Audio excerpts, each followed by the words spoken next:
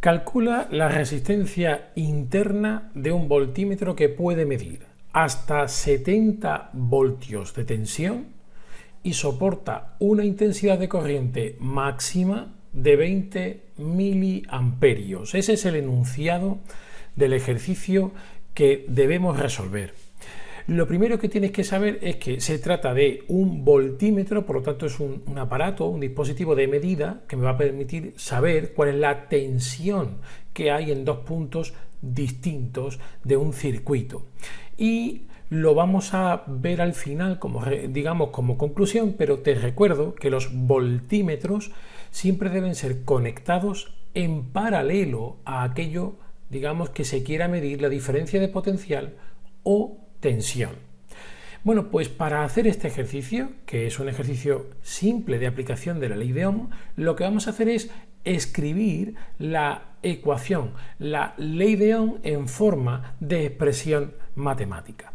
Fíjate que esta ley de Ohm se podía escribir como, aquí lo tienes, que la intensidad de corriente, que podríamos decir que es el resultado neto en un circuito, es igual al cociente, y esto es muy importante en ciencia, y es que muchas veces el resultado neto de algo, como estamos diciendo que sería en este caso la intensidad de corriente, es el cociente entre aquello que lo propulsa, aquello que lo inicia, que aquí sería la tensión o diferencia de potencial en el circuito, dividido por aquello que lo frena, que sería lo que llamamos la resistencia a la intensidad de corriente del conductor que hay en el circuito, en este caso del conductor, ¿verdad?, del material que compone el propio voltímetro, porque recuerda que vamos a calcular una resistencia interna del aparato. Así que tendríamos que la ley de Ohm es el cociente entre la tensión o diferencia de potencial que va a atravesar nuestro dispositivo y la resistencia interna del mismo.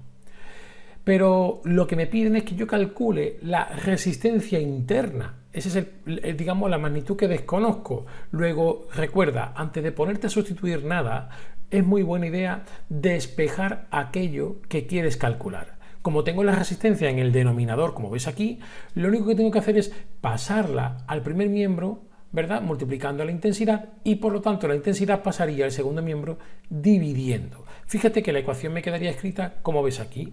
La resistencia que quiero calcular va a ser el cociente entre la diferencia de potencial o tensión a la que está sometido el voltímetro partido por la intensidad de corriente que lo atraviesa.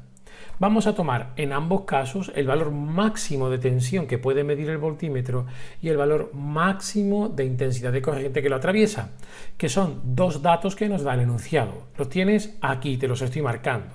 Eran los 70 voltios para la tensión que puede medir máxima y los 20 miliamperios, que es la corriente máxima que lo puede atravesar. Esos dos datos solo tenemos que sustituirlos en la ecuación que tenemos, pero hay un pequeño detalle que no puedes pasar por alto.